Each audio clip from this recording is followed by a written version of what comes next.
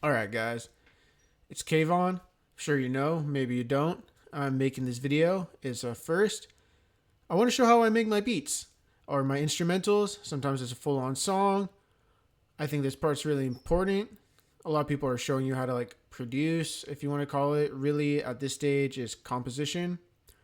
Sorry if I'm having a hard time looking at the camera. I'm like looking at myself and getting used to looking at the camera. So why do I mean saying it's more composition? Because people kind of show you, oh, play this melody, or they show the chords, the basics. I'm going to show you how to take that a step further and not just focus on the snare or the sound. I'm going to show you why the actual notes and the rhythm that you're playing matter. And there's going to be a lot of stuff on the piano roll. So let's go over. I'm talking about this song I made called Reckless Lover. I sang on it. It's a basic beat I made and just rapped on it, sang on it, and yeah, it's a full production. Let me give you a little sample of it. It's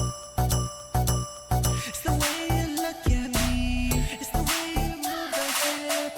Baby, you're a song. Me closer to your lips. Is that all it takes for us to fall in love? Give me one more night, 'cause I can't get enough. It's the way you look at me. It's the way you move that hip. Baby, you're... All right, so there's a little sample. And that's a full song. Let's see. I have my Ableton session, and I'll show you that right now. And this song is already out, so you could always go check it out if you've already seen it. This is a good explanation. So here's my Ableton session. You can see I exported everything on here into like kind of stems, whatnot. And then I did recorded my lyrics and added some little just swishes, swooshes, whatever effects, transitions. The song's not too crazy, but it's a lot of simplicity that makes up what we are doing. So that's just the basic making of the song. And basic, yes, not really. It's the end, but we're gonna go one step further, and we're gonna go in and see how I make the song. Like I make it on Machine first, and I actually make it on here, and then you do my lyrics on Ableton, or my vocals on Ableton. I mean. So let me show you just really what I started with. I was actually a little backtrack. I was actually playing Astrobot for PS5, and the music there is really cool. So I was really inspired, and I heard a lot of these cool bass lines. So I was really inspired by that. So I just started with this bass line.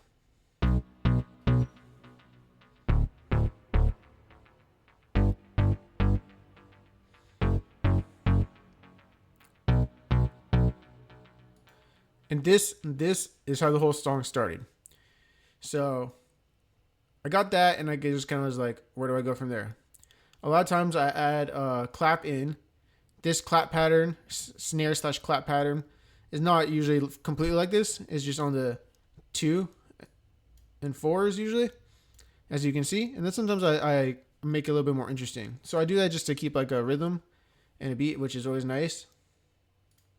If you can't settle on a snare, you have multiple ones, put them all and just change the level of mix between those. You'll have a really nice snare sound. Get through that real fast. Don't focus on that too much. And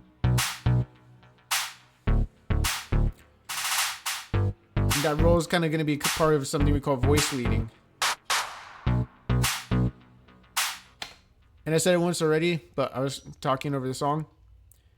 That roll is going to be, I'm kind of voice leading the percussion as well. Some of you might know that's a kind of counterpoint thing. I'm attempting to also voice lead the percussion in this one, which makes it more interesting. And voice leading is a lot of what we're going to be doing with the notes. You already see here, you can't see the voice leading here because we're jumping, but at least we're going up, down, where there's a balancing the ups with the downs, right? We're not going,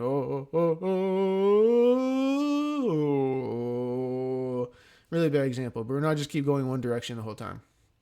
So after I got the bass line, I'm gonna get a clap. I had a whole concept for this song. I wanted to be a little bit different. I've been thinking a lot about the bass and the kick and how those interchange, and how sometimes you put muted notes on the bass guitar, you get a little thumpy.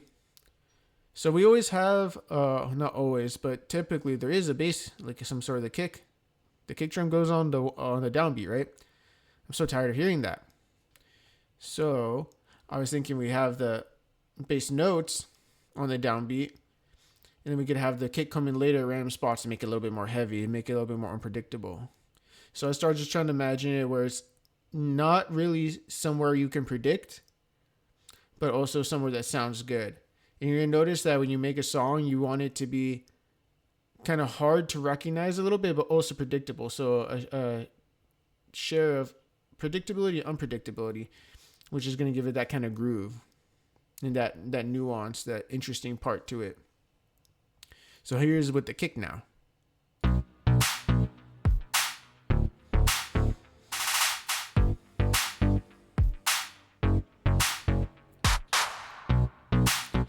And you're like, okay, that's okay, whatever. What's that? That's like, okay, you're not really, what is that? Why? So it doesn't understand why until you realize that I'm thinking of it all together as one instrument. I'm combining the bass. There's another bass here that you're not hearing yet. It's an 808 bass. And the only reason I have it as an 808 is just to get that specific attacker sound on that note. So it sounds like heavy. So now I'm going to show you, and then you'll kind of get what I'm saying. You hear that?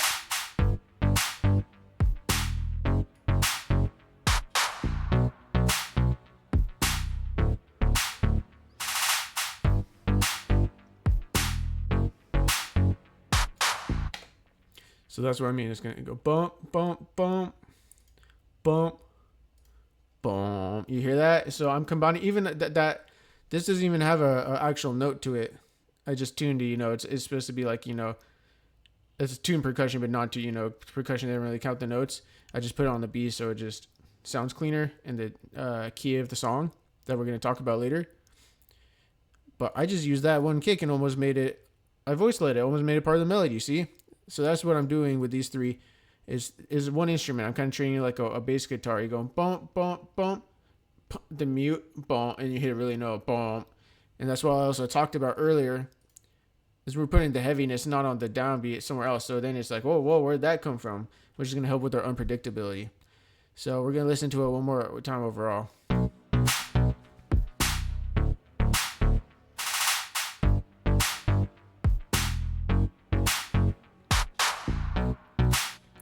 So after that, I talked about the unpredictability and making it heavier on the random spots, which we're doing with this 808 bass right here. They're coming in randomly. See, just very few spots. So we don't need to always have something going on. There's a lot of space in our music, and then we can play other spot in those spaces. And we're going to even voice lead and make the melody a little more. So this is another part of the unpredictability that I'm talking about, the voice leading with the claps and the percussion. It's this crow. Comes in just one spot. And why? Because if you look here, it's not mathematical, but there's a lot of patterns to this. First time, we're over here in the three. I'm doing it by events because something had bump, bump, bump. That's an event, right? Bump, bump, bump, bump. Oh, no, that's another event. Bump, bump, bump, bump, bump. And we have these small ones in between. So we're changing it up and we put the roll instead of having another downbeat thing going on here. It's a roll into the crow.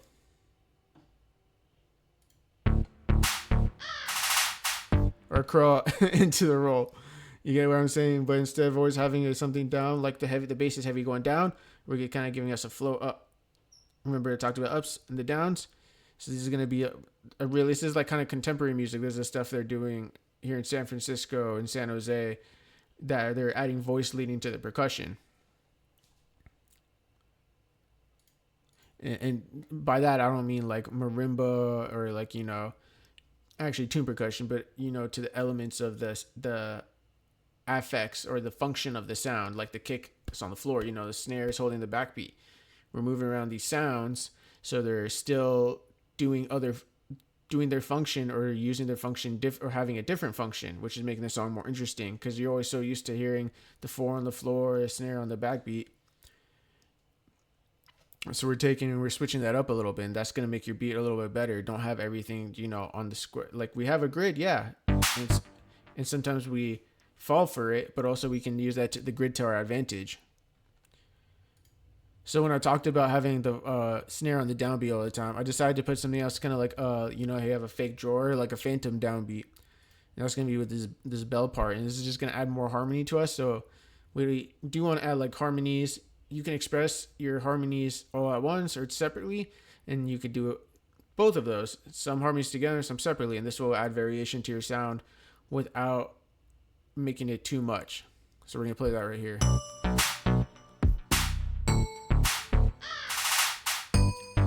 So see, there's kind of like a little kick to our downbeat now, but it's not too strong. So when the bass comes, boom, it's you see, you feel like there would be a bass where that one is, right? So that's why we got that curl in the snare roll. Boom. You think there's a bass here, but see it floats. And another bass. And a little different at the end. Back to the top.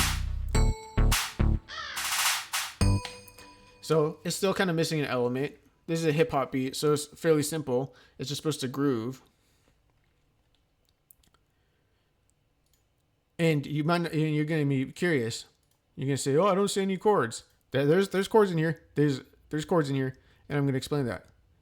And I'm going to explain it and why it's going to help. There's chords, but they're not the way you think of them. And this is kind of one of my main points I'm going to be making. This is just an octave. If you think it's a chord, it's an octave. This is D, D, this is A, B, B, C sharp, C sharp. And again, see, high, low, we go past this high. And we do sometimes, I do break the rule, but that's to make it unpredictable a little bit. And it's also stepwise motion. So that's really important too. A lot of times you want your melody stepwise motion. The bass wasn't, but see, this one is. It's a skip down, but when we step up, step up. So skips can be balanced by stepping up or down in the opposite direction. We skip, whoop, or we go, whoop, kind of like a mountain, right? So that's how we balance that, and that's a term called voice leading. And it's voice leading because it leads the voice, which is the part that's playing right here. See this note? A little line drawn into it. And it's also how voices would sing naturally, sound good, stepwise motion. Stepwise means by, see, whole step or half step. White note to black note to white note, or sometimes white note to white note. So let's move on a little bit. Put a hi-hat here, just very simple, just for a little flow. Just from groove. Doesn't need to be much.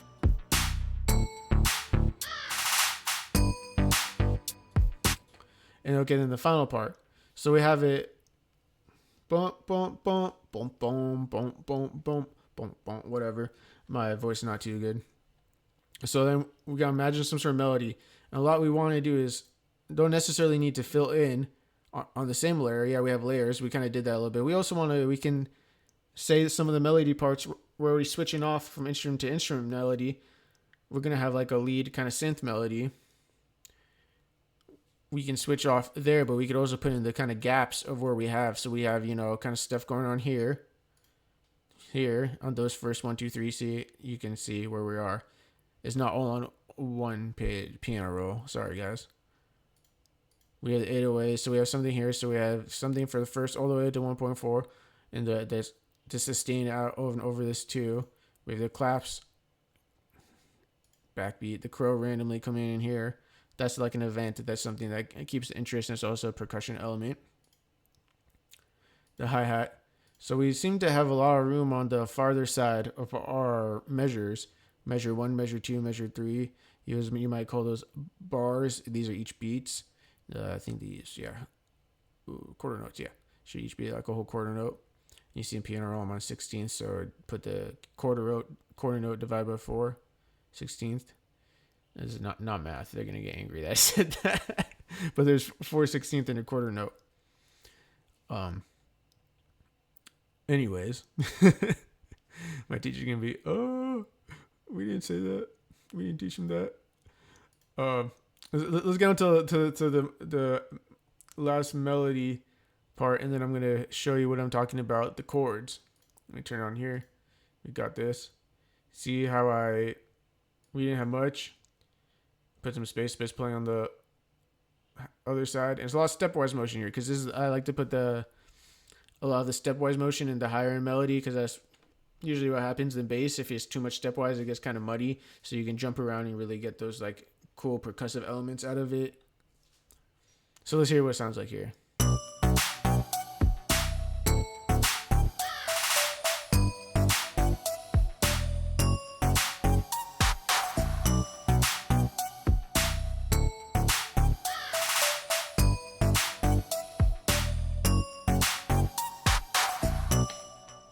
Cool. So that's like all the layers together. Bada bing, bada boom. You got a beat, a song, instrumental, whatever you want to call it. You got the song once you fill it out more. But you got the basic, the layers, the beat, instrumental.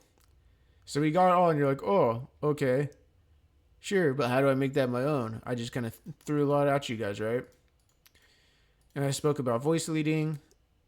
There's times to go back and see what I talked about rhythm and concepts and just think about it. These are a lot of kind of art philosophical concepts that I'm bringing out. But what I'm going to help you guys here, or what I want to bring to light, is my chord outline. So remember I talked about voice leading? This is where it gets really important. Your chord outline wants to follow the voice leading very much.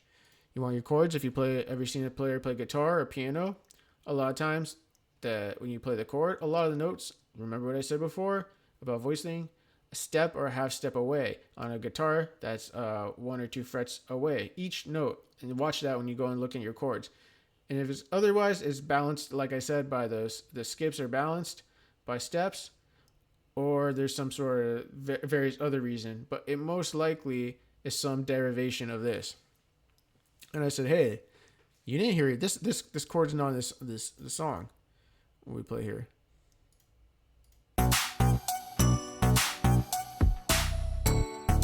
And that changes the effect of the song. And now it's very square, see? It's so predictable. Very square. You may want me to... It follows the square of the grid.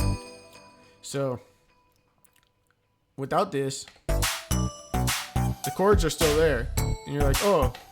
So without that, the chords are still there. And you're like, oh, what do you mean? I don't see the chords. Yeah, the notes here are making the chord, or each one of the... I'm tongue-tied. I'm trying to be like, hey, yeah, this is the and I'm making a fool of myself. So anyways, each one of these notes is one of the notes of the chord. So that's how we are expressing the chord through each instrument. And that's how we're not making it too chunky or too predictable. You can have a part of the part of the chord come out at different times of the measure. There's a harmonic rhythm. A lot of times it's one measure. Sometimes it's 2 chords per measure. But right now I'm doing 1 chord per measure. So I can express that. And if you've ever studied kind of counterpoint harmony, they talk about having chord tones on the strong beats. And on 4/4, that is 1 and 3. So we have our chord tones there. And on the other parts, we can have the non-chord tones, which are tones or notes that are not in the chord. So that's what we're doing. So you see, I have my first chord. We're in the key of B, B, D, F. Let's take a look. We got a B right there. This is our first C. Not C, not the note C. Look, we have a B right there. That's the kick, so it doesn't matter too much. Oh, another B right there, but it's an octave lower. That's how I made it bang low. The clap doesn't matter too much. I just listen to it by ear and put in a note. Crow, same thing. But it sees at F sharp. So here's a D. Here's our second note. B, D. That's the third. It's a minor third. If you guys know about that stuff. You should know your scales and your chords for this stuff. They'll be very helpful. You can also look online. There's nothing wrong with that. At the same time, if you keep using it, you'll probably memorize it, learn it, and if you're watching these videos, you'll understand why the scales and chords work this ways, and if work these ways. And you'll notice the scales, they come in a stepwise motion, step, full steps, and half steps. Excuse me. So now, I'm blabbing a lot. We got that B, we got that D, got that F. And yeah, that's not on a strong beat, but we're kind of coming in a little bit later, just so we don't have all the notes coming in all at the same time. Make a little variation, and a lot of what we're saying in our melody, we're passing the melody on to other instruments. We already said on the first part, so there's nothing much else to say in the first part of the measure. So I'll put it on the second half of the measure. Say that. That's a non-chord tone, but we said the F. That's a chord tone, right? B, D, F. Jump up there, but see, there's another strong beat. We put the F again. Hey, cool. Stepwise motion. There's not a strong beat. We go down to E. Why? Because we're going to come back to this F again for the next chord. And that one is a at the bottom, D, F. But that's a D chord. That's a D major. D, F sharp, A. So we didn't have to move much. And you're going to go, oh, I want my beat to sound sick. I want my beat to sound awesome, crazy. I'm awesome. You're awesome. Yeah, you probably are. But it doesn't need to move that much. It will move it will sound good because it's moving according to the notes in your chords, in your chord progression that you came up with. And all the other notes are also going to be moving. So everyone's going to have their time. Every instrument is going to have their time and place and do, what did I say earlier? Their function. They're all going to do a function. This one's carrying the melody a little bit more. So you see that? Stepwise motion again. The F. Step down.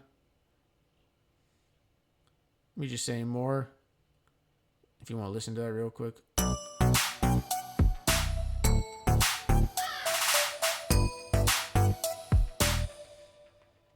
So D, now we're at, 3, we're at E. Looks like that's one of the chord notes. Let's see. Yeah. E, G, B. That's the E minor chord.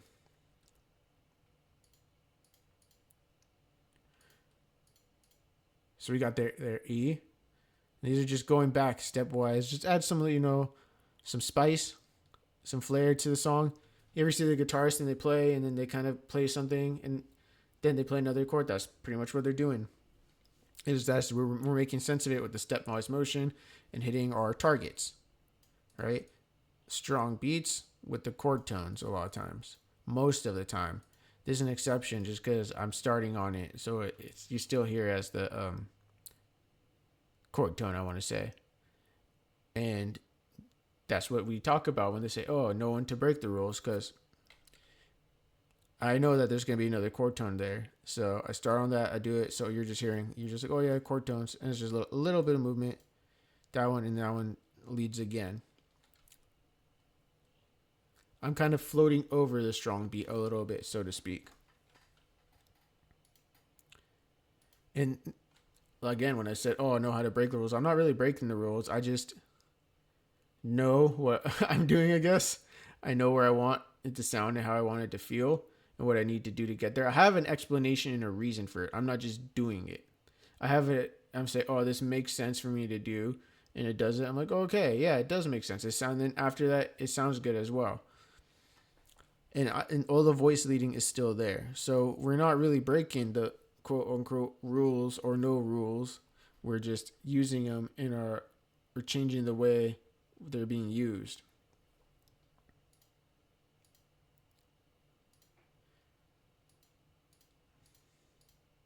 So then we got that B here, going all the way back, E, with E, G, B, E,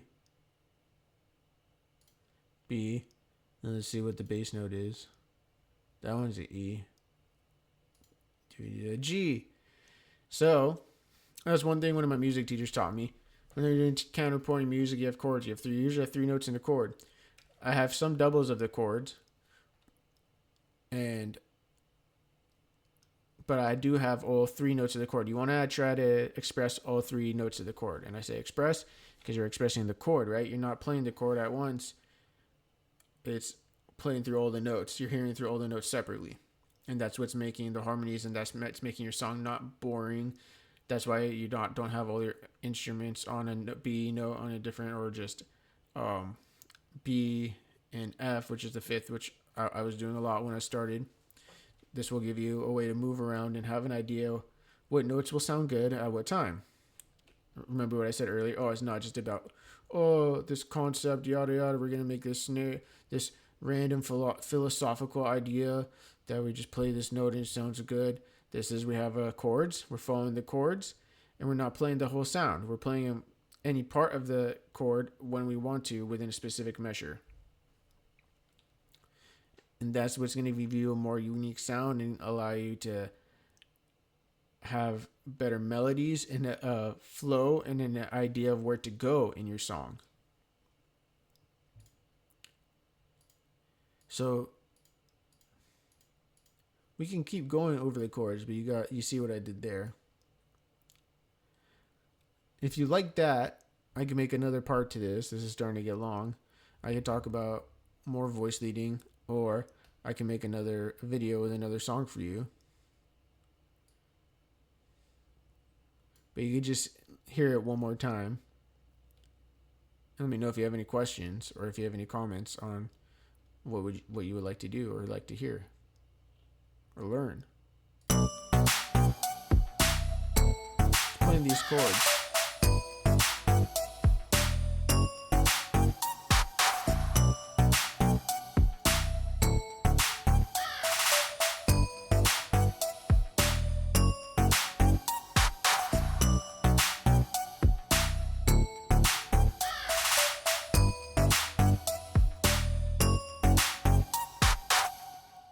So anyways, I hope you guys learned something, and I hope this will help you with your beats. If you want help with your beats or instrumentals, I can show you what I'm talking about. There's a lot of music theory going on. It does not hurt to learn music theory.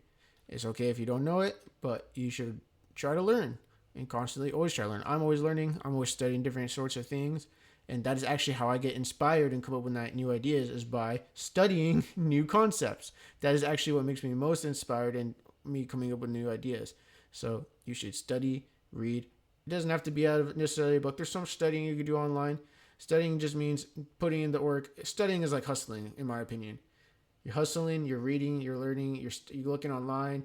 You could be listening to someone if you're really one of those magical eared persons that can hear the notes, know the intervals. You could just listen and understand the concepts and see what they're doing and analyze it and practice. Just keep practicing, keep making your songs, try again over and over and over. I've been trying with some like Latin style music, if that's what it is, or maybe